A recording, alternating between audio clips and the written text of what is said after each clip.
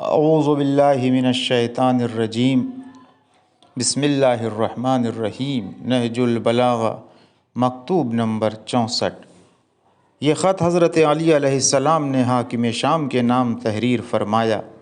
فرماتے ہیں کہ اب اس کا وقت ہے کہ روشن حقیقتوں کو دیکھ کر ان سے فائدہ اٹھا لو، مگر تم تو باطل دعویٰ کرنے، کذب اور فریب میں لوگوں کو جھونکنے، اپنی حیثیت سے بلند چیز کا ادعا کرنے اور ممنوعہ چیزوں کو ہتھیا لینے میں اپنے بزرگوں کے مسلک پر چل رہے ہو۔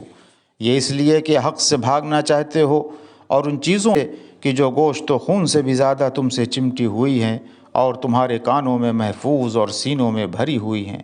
انکار کرنا چاہتے ہو تو حق کو چھوڑنے کے بعد، کھلی ہوئی گمراہی اور بیان حقیقت کے نظر انداز کیے جانے کے بعد سراسر فریب کاری کے سوا اور ہے ہی کیا۔ لہٰذا شباہت اور ان کی تلبیس کاریوں سے بچو، کیونکہ فتنے مدت سے دامن لٹکائے ہوئے ہیں اور ان کے اندھیروں نے تمہاری آنکھوں کو چوندھیا رکھا ہے۔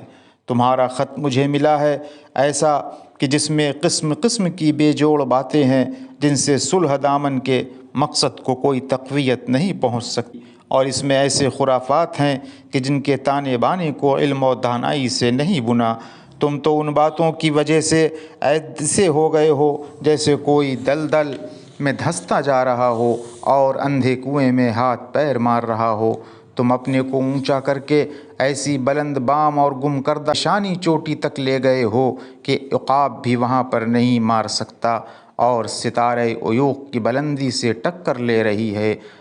حاشا اور کلا، یہ کہاں ہو سکتا ہے کہ تم میرے با اقتدار ہونے کے بعد مسلمانوں کے حل و عقد کے مالک بنو، یا میں کسی ایک شخص پر بھی حکومت کا کوئی پروانہ یا دستاویز لکھ دوں۔